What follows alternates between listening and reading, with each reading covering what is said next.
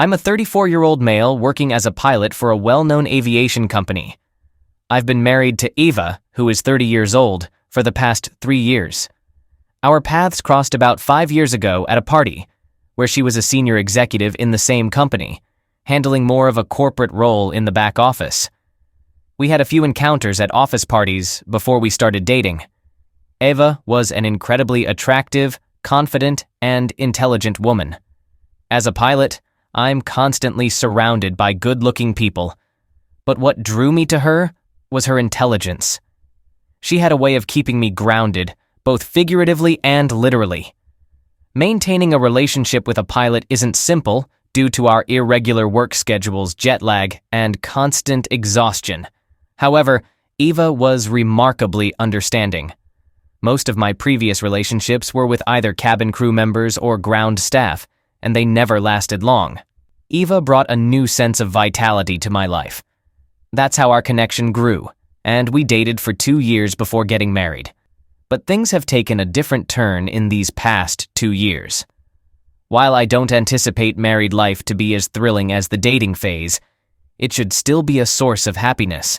Otherwise, what's the point of being married? Over the last several months, I've observed a shift in Eva's behavior. It's possible that this change was underway for a while, but I've only recently started noticing it. Eva is becoming the opposite of the person she used to be, going against all the qualities that initially attracted me to her. You see, my job is demanding both physically and mentally, and it does impact my emotional well-being. However, Eva used to understand this. She recognized that I couldn't always be available to her 24/7. There were instances where she might have needed me urgently, but I couldn't be reached for many hours due to my work commitments.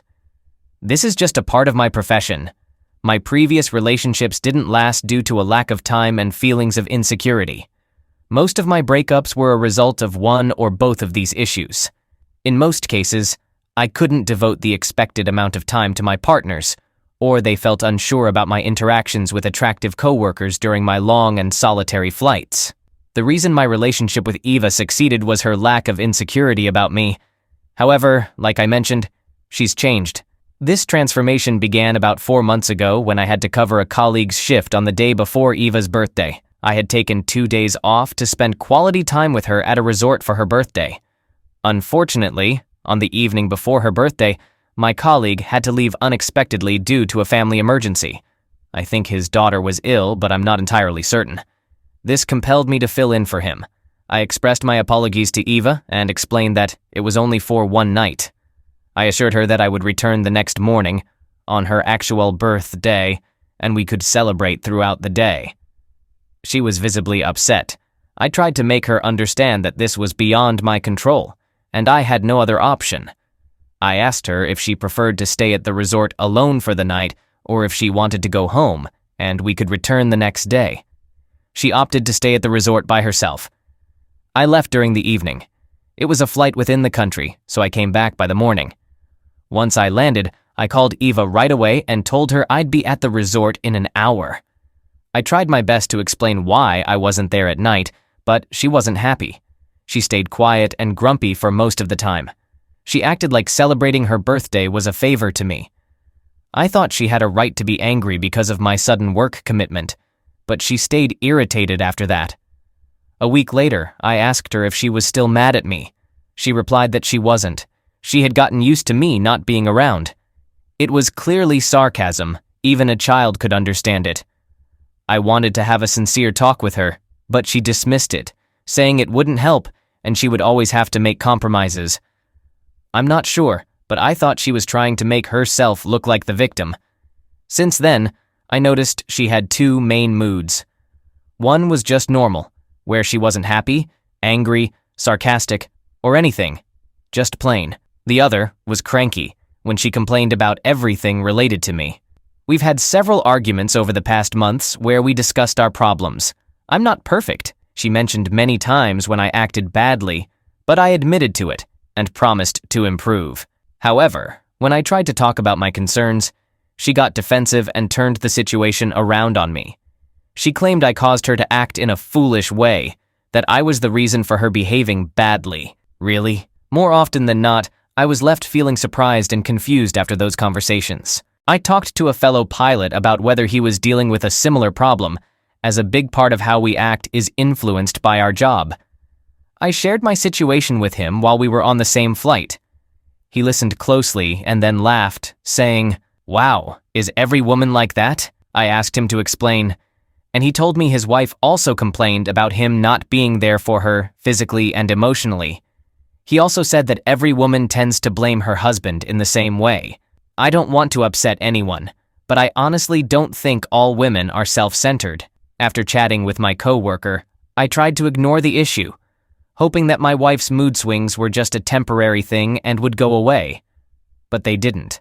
Now a new problem has come up. Suddenly, she's become insecure about me. She raises an eyebrow whenever I get a new haircut or buy a special cologne. She always asks, "Who are you trying to impress?" At first, I thought she was joking, but she actually seemed bothered by my grooming. I mean, she knows I'm a pilot, so I need to look presentable. I can't just wear pajamas around. I'm not a writer. Whenever I tell stories about work that involve my colleagues, she quickly focuses on the names of the female ones. She asks if I find them attractive. This is starting to irritate me. I've reassured her that I would never cheat on her and that I only want her. I've given her all the reasons why no one else could take her place, like I explained at the beginning of the story. That's why I mentioned that Ava is becoming different from the person I originally fell in love with. I don't know where my marriage is headed. If anyone has gone through something similar, please share some advice. Update 1. Back in September, I shared that my wife Eva seems to be turning into a different person compared to before. She used to be understanding and confident, but now she's becoming more critical and unsure of herself. This worried me because a similar issue led to the end of my previous relationship. Many of you suggested that maybe I was the problem, considering that if the common factor in most of my breakups was me, then it was likely my fault. So, I took this seriously and tried to address things from my side. I made an effort to be attentive and emotionally present when I'm at home. I took care of her in every way to make her happy and comfortable. She even recognized that I wasn't giving her any reason to complain. Our anniversary is coming up tomorrow, and I've been planning for it for months. I want to make up for the difficulties we had during her birthday. I arranged to take a week off from work and informed my boss that I won't be available for any work emergencies during this week because I'll be out of the country. However, I haven't told Eva about this. I've organized a surprise for her. Actually, I didn't mention our upcoming anniversary at all. I pretended that I had forgotten about it. The idea was that I'd go to work in the evening like usual on our anniversary day, which is today. According to my schedule, I was assigned to the night shift this month, so it makes the plan easier to carry out. I left in the evening with a plan to return around midnight to surprise her and then take her on a week-long vacation. Since she works in the back office, it wouldn't be a problem for her to take an urgent week-long leave. She's taken such leaves before, so I trusted that she'd be able to manage it. Over the past month, I've been shopping for her, getting the outfits she'd need for the vacation. I also got her a single stud diamond necklace as a gift. I'm really excited, but I've kept everything a secret. On the other hand, Eva has been acting snappy and strange as the anniversary got closer. While she thought I had forgotten about it, I kept imagining how happy and surprised she'd be when I reveal my plan. This evening, I got dressed up and left the house at my usual time. Eva was home as I was leaving, and she seemed really upset but didn't say anything. I asked her if she was all right, and she just nodded without smiling. Inside, I was laughing and wondering how she'd react if I had actually forgotten. I went to a mall to pick up some extra travel toiletries. Right now, I'm wandering around the mall to pass some time so I can get back around midnight. I bought some bouquets, cupcakes, candles, and anything cute I found in the store. It's only 9 p.m., so there are still a few hours to go. I'm using this time to update this post. I'll let you all know how she reacts. Wish me luck. Update. Back in September, I mentioned that my wife's behavior was changing toward me. Someone suggested it might be because of me, given that my past girlfriends had similar complaints. So, I worked on myself and planned an exciting surprise vacation for my wife on our anniversary. I talked about this in November, just a day before our anniversary. I provided a link if anyone wants to read the whole story. As I planned, I left the mall around 10:30 p.m. When I got home, I used my key to quietly enter the house and surprise Eva. I could tell she was talking to someone in the living room as I came in. I assumed she might be on the phone complaining about me forgetting her birthday. When I went into the room to surprise her with cakes and bouquets, I found her completely undressed. Yes, she shocked me beyond words. I was completely stunned, and she seemed just as surprised. For a moment, I thought she had somehow found out about my plan and set up a surprise of her own.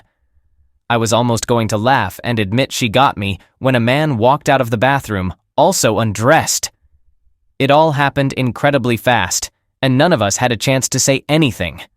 I dropped everything I was holding, confronted the man, and demanded to know who he was. She tried to free him and ran to his side. I gritted my teeth and gave her a look filled with anger. Honestly, I wanted to confront her more intensely, but the man was right in front of me, so I grabbed him. I'm relieved that I didn't confront her harshly, because that would have led to a very different situation. I don't think she would have been able to handle that. I was furious and couldn't control myself. The guy managed to free himself and gave Eva a look, as if she should have made sure everything was prepared before killing him. I wanted to hit him because of that look, but Eva held onto my hand. The man grabbed his clothes and left the house while getting dressed along the way. Meanwhile, I yelled loudly, asking Eva about him. She pleaded with me, saying she would explain and asking me to let the guy leave. I hurried after the guy, trying to make him stop and answer my question about who he was. He turned around and shouted at me, "I came here because your wife paid my agency. I'm not here for intimacy, okay?" I turned back to Eva and questioned whether what he said was true. She held my hand, crying, and admitted that she had hired an escort service because she felt isolated.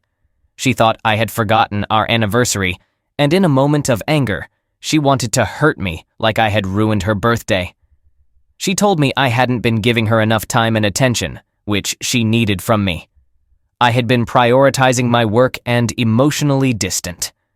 I asked her when all of this started. She explained that although she had considered it during angry moments and lonely times, this was the first time she had gathered the courage to actually hire someone.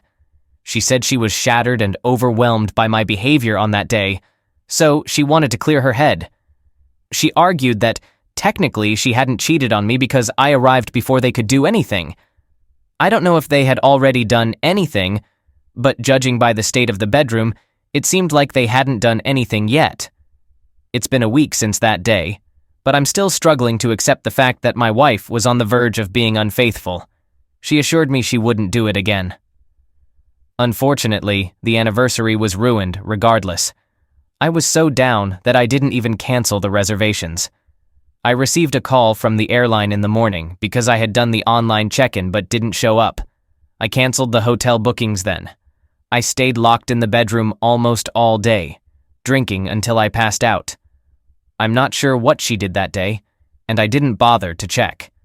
However, I know she was at home because she occasionally knocked on the door, pleading and begging. I felt like I'd suffocate if I stayed in that room any longer. So, in the evening, I contacted my boss and told him that my vacation somehow got canceled and I wanted to cancel my time off. He adjusted my schedule, and I returned to work the following day.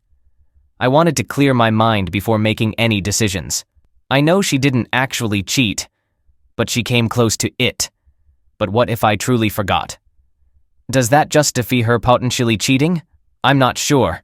She's been begging me for one last chance and promising to do everything to repair our marriage. Honestly, I still love her, and I don't want to lose her. However, I'm too hurt to forgive and move forward. I haven't talked about this with my coworkers or friends because they know Eva, and I don't want to tarnish her reputation. I would appreciate a fresh perspective on this situation. Update. Hey there. I'm giving this update with the intention of helping others who might be facing a similar situation. I've included a link to my original post below. That incident really shook me, so much that I felt the need to seek therapy. Eva wanted to go with me, so we decided to try couples therapy. I hardly talked to her after that night, and I thought maybe couples therapy would be more effective. Unfortunately, our first therapy session was scheduled for 2 weeks after we signed up, which only added to my frustration. My boss and co-workers quickly noticed that I wasn't my usual self and suggested I take some time off. Since pilots have the responsibility of the passengers' lives on a plane, they can't rely on someone with a troubled and confused mind for such critical work. Taking a break seemed reasonable to me. I went to my family's old home in the countryside where my distant uncle lived alone after my grandparents passed away. It was the perfect place for me to clear my thoughts. When I was leaving with my packed bags, Eva held my hand and asked where I was going. I just ignored her and didn't say anything. I returned home on the day of our therapy appointment. Those 15 days surrounded by nature and the first therapy session did offer some help. The therapist suggested that we live separately for the time being because Eva's presence only angered me and prevented any progress. Eva started complaining that she had nowhere to go except her parents' house, which she didn't want to do because she didn't want her parents to realize our marriage was in trouble. She insisted that I should be the one to move out somewhere. Since I wanted to get away from her and her negative presence, I rented a shared living space. In the next meeting, I came in with a clearer head, but Eva was really upset. She told me that being by herself was breaking her mentally and asked me to come back. I wasn't ready, so I said no. She vowed to fix things and make our relationship better, but I held back. Our counselor stepped in, asking Eva about her feelings. Eva shared that she feels lost when alone. She always wanted someone around, which is why she never stayed alone. The counselor then asked if I'd think about moving in with her. I stood firm, saying I needed more personal space. At that point, Eva got really mad and said she felt I was always stubborn and only thought about myself. In her anger, she confessed that once, on her birthday when I had to rush to work, she felt unimportant to me. That's why she ended up with a guy staying in a nearby room. From that day, she decided to focus on her own happiness, just like I did. She started having numerous one-night stands, both paid and not. When the therapist asked if she felt bad about it, she said at first she did, but then she'd remember how I did things my way, and she felt she deserved the same. When the therapist asked if this made her happy, she said it didn't necessarily, but it did make her feel less alone. She also thought that since I worked with many attractive women, I might be cheating too.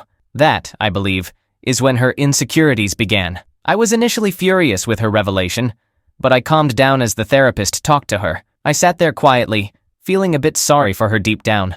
I wasn't sure if she was genuinely depressed or just using that as an excuse for her actions. After she spoke, I told her that I wanted to split up. I couldn't be with someone who cheated, no matter the reason. Just because some jobs are more time-consuming than a regular 9-to-5 doesn't mean the other person should cheat. If that were true, every wife of a soldier, sailor, or naval officer would do the same. When Eva heard my decision, she was devastated and pleaded for another chance, swearing she'd do anything to save our marriage. But I couldn't get past it. It might sound harsh, but I can't be with someone who betrayed me, especially when she tried to say I might have done the same. After the session, I contacted her parents because she was beyond upset and not accepting my decision. I told her I wouldn't tell everyone the real reason we were splitting. That's the most I could do for her. Her parents came quickly. I told them we were breaking up because my job hours didn't mesh well with our relationship. They were stunned since they thought we were happy together. But seeing Eva so upset, they figured she might not agree. When her dad asked her if she was okay with my explanation, she surprisingly said no. She expressed wanting to stay together and fix things. I was in shock. Her parents looked surprised at me and mentioned that it was a decision they both agreed on when she wanted to stay married. I informed them that she had an issue with my work hours, and it was evident we couldn't find a solution until I retired. They found it very simple to propose that I switch careers or take a different job. Seriously? I might have thought about it if we had discussed this before she cheated, but now I can't abandon my profession just because she cheated, right? I had no option except to be honest with them.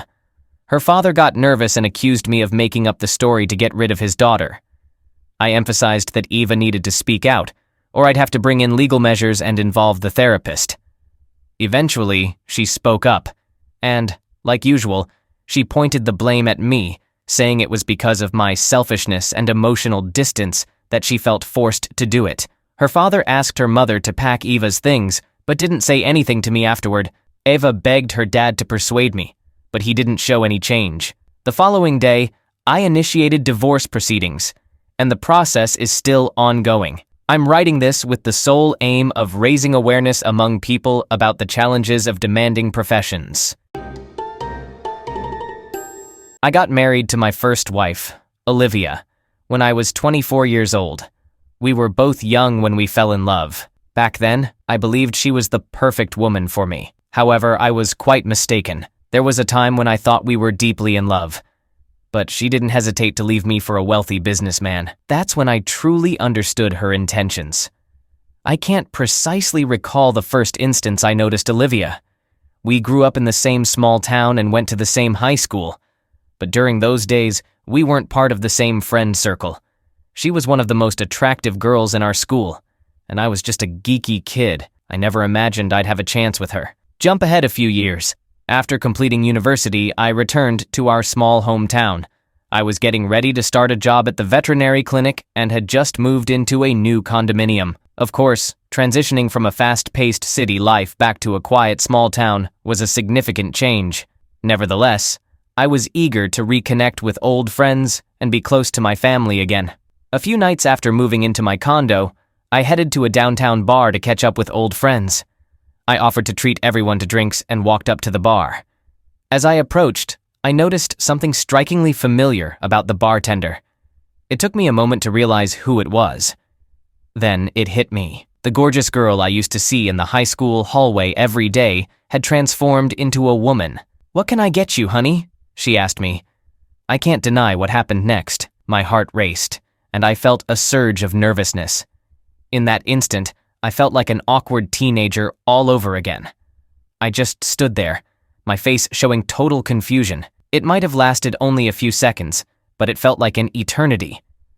I tried to speak, but all that came out was a clumsy, what? I felt like the biggest fool on the planet. What was going on with me? For the past 4 years, I had been living in the city, confidently socializing with women, yet here I was, a bundle of nerves. But there was something about Olivia that always made me feel anxious. "You went to Westbrook High, right?" Olivia asked while pouring the drinks. In that moment, I was utterly stunned. All these years, I believed she never noticed me. As the evening progressed, I kept offering to treat the group to rounds of drinks. I used any excuse to go up and strike up a conversation with the bartender. Since I was reuniting with friends after a long time, none of us wanted the night to end. And aside from my friends, there was another reason I was in no hurry to leave the bar that night: Olivia. I'm not sure if it was the alcohol or if Olivia turned out to be more approachable than I initially thought, but as the night went on, I felt increasingly at ease chatting with her. Before the bar closed, she asked for my phone and saved her number in it. Over the following year, things went really smoothly. The veterinary clinic where I worked extended its hours, and I was earning good money. I got approved for a mortgage and was getting ready to move into my first house. After that night at the bar, Olivia and I started dating. On our first date, I knew she was the person I wanted to spend my life with.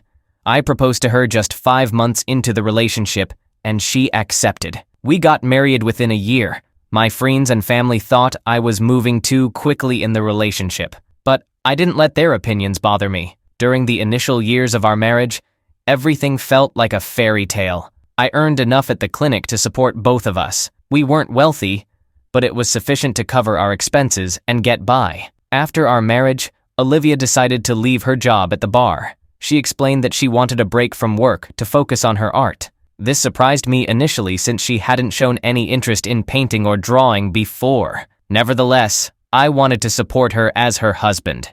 Olivia's artistic endeavors didn't pan out as expected. However, her former boss reached out to her for part-time bartending during busy seasons and important events.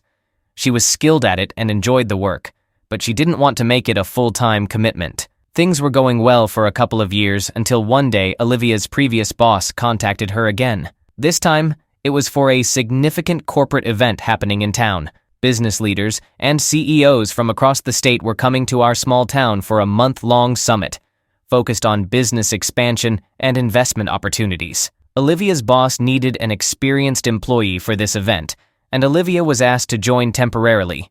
She agreed readily due to the attractive pay. Initially, I didn't think much about it. However, a few weeks into the gig, I began to have a feeling that something was off. Olivia was working late into the night, often staying out longer than usual. Since bartenders often wrap up their shifts post-midnight, I didn't initially find it unusual.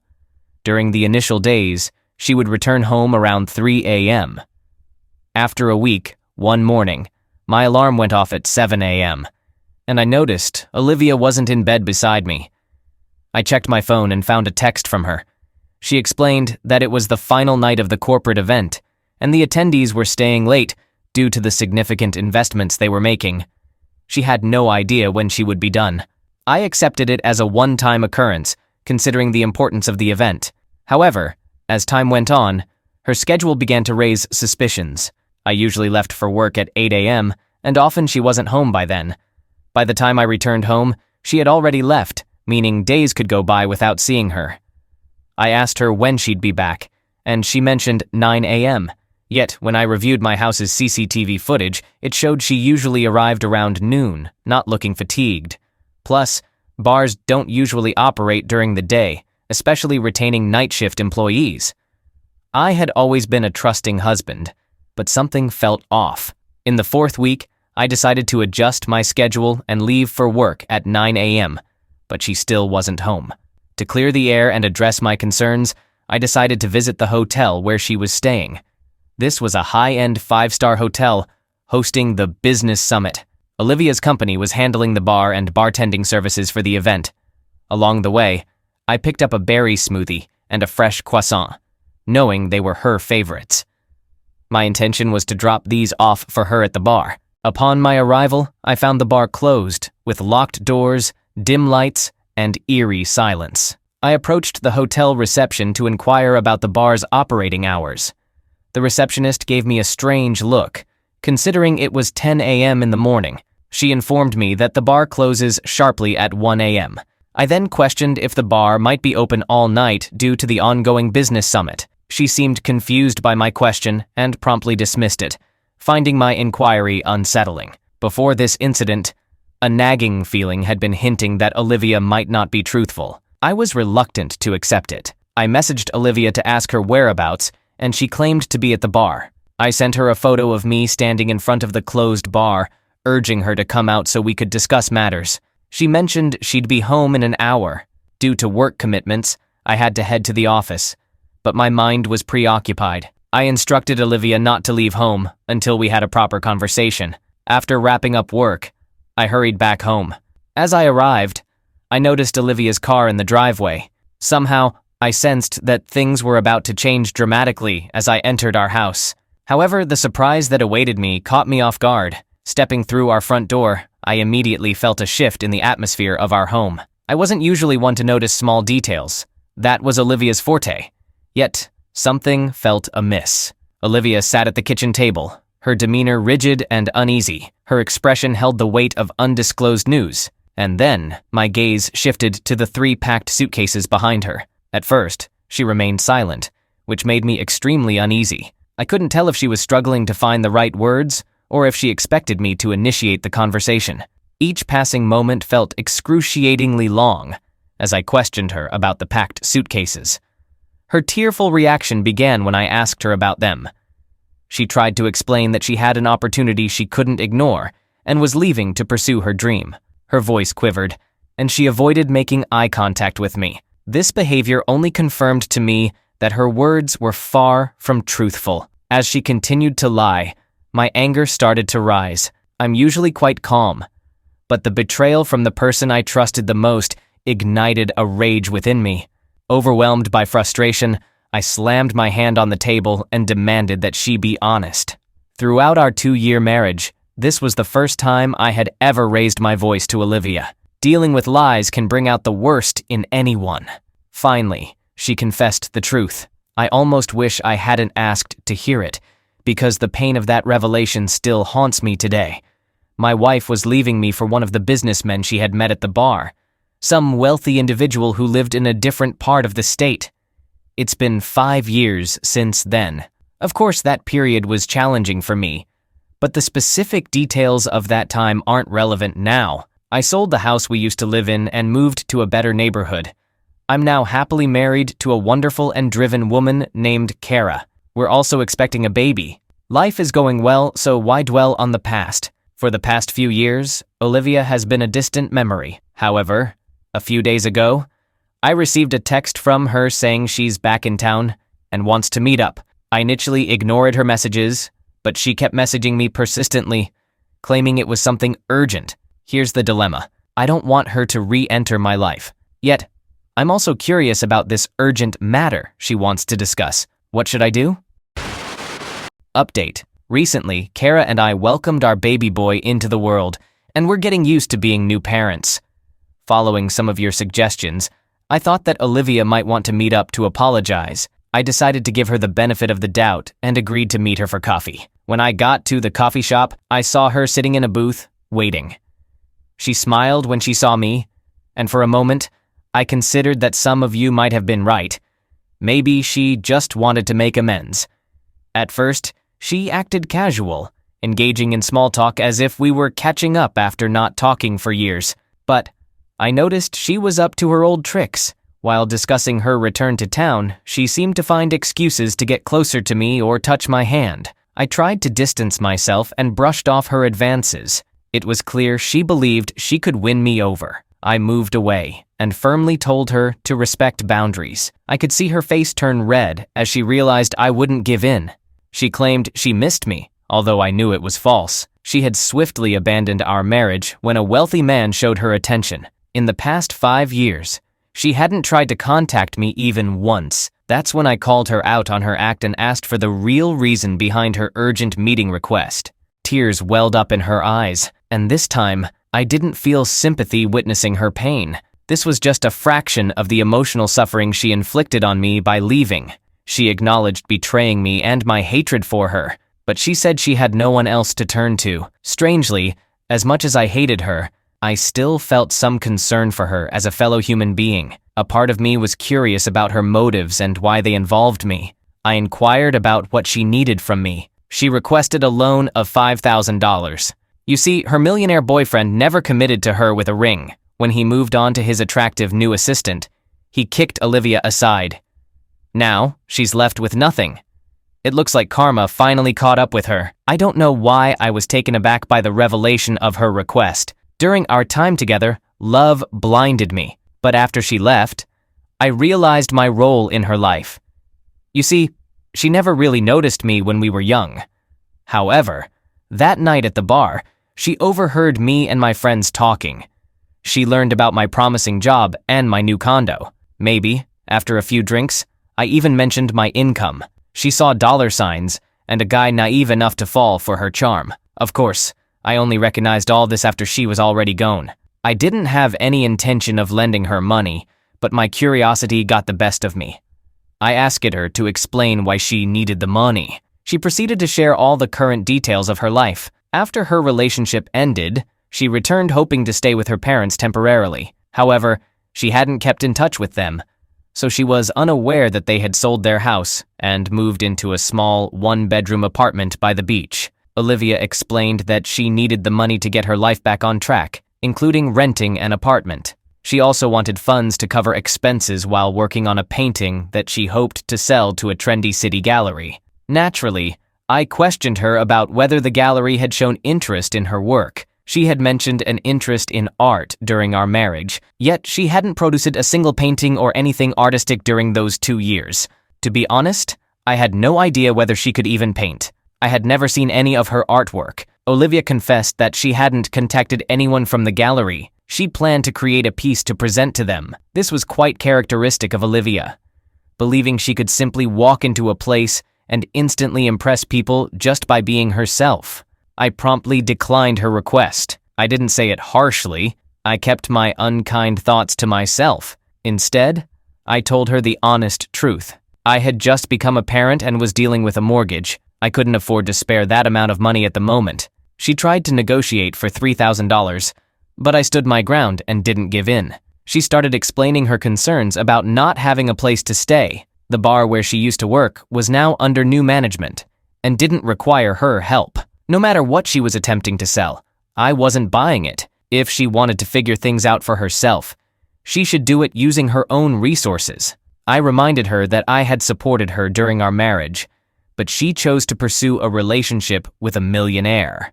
I'll always remember the sudden change in her expression. She went from appearing as a helpless person to transforming into a cold-hearted antagonist. It was at this point that she told me, "You owe me, actually. I didn't ask for anything during the divorce. I should have received alimony or at least half of the money from selling the house, but I let you off the hook easily." That can change, though. That was the final straw for me. I might have used a few strong words in response. Who wouldn't? But that marked the last time I would give her any benefit of the doubt. When I got home, I blocked her on all my social media platforms. The thing is, I'm concerned about what she might do next. Is it possible for her to come after me for money after all these years? Should I consult a lawyer? I'm not sure, folks. Any suggestions would be greatly appreciated. Update. Life has been incredibly busy for us lately, but I understand that you're following my posts for a reason other than that. You're probably curious about what happened after my conversation with Olivia. Well, I'm glad to report that nothing significant occurred. She had a lot of words, but no action to back them up. To be cautious, I did talk to a lawyer in a way. My colleague's brother works at a law firm, and he informed me that in this state, an ex-partner can't seek alimony once the original divorce case is settled. Even if she did seek legal advice, she didn't have a valid case to pursue. Besides, she lacks the financial resources to engage in a legal battle. I'll give her credit for attempting, but she won't deceive me again. I blocked her number and all social media platforms as well. Of course, living in a small town makes it difficult to completely avoid hearing about someone. Despite your efforts to distance yourself, someone else will eventually bring up their activities. I learned that she moved upstate to stay with an old friend from high school. Fortunately, she won't be around to complicate my life any further. If she wants to play games, she'll have to find another opponent. As for me, we're getting ready for a summer vacation. Kara and I both took a few weeks off in August. We've placed a deposit on an RV and plan to travel around the state, visiting various campsites. Taking a road trip with a baby might sound crazy, but we're thrilled about the adventure. Update. Incredible. I'm amazed at how many people have been following along with this story. It seems like a lot of you have had your own experiences dealing with someone like Olivia. I was pretty much done with sharing updates after my last post, but something interesting happened that I thought you all might want to hear about. Remember when I mentioned our plan for a road trip in the RV? Well, we've been traveling around the state for the past 3 weeks, exploring different places. I was pleasantly surprised by how well our baby handled the journey. On our way back home, we stopped at a diner near the highway. It didn't look very fancy from the outside, but it was convenient.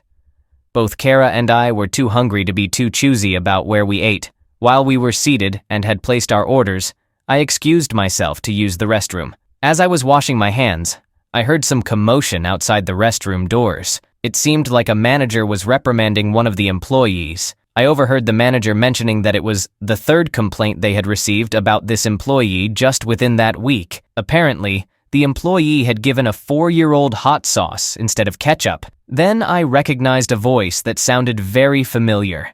I couldn't quite place how I knew it. It turned out to be Olivia, apologizing to the manager and promising to improve her behavior as a last chance.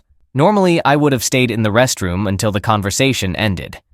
It's not fair to add more embarrassment to an employee already getting scolded by their boss, but this was something I was curious to witness. While drying my hands, I could hear her manager criticizing her for being irresponsible and lazy. He gave her a stern warning about leaving her section unattended and untidy, emphasizing it was her final chance. Just as I was exiting the restroom and stepping into the hallway of the restaurant, Her manager was telling her that this was her last warning and any more mistakes would cost her the job.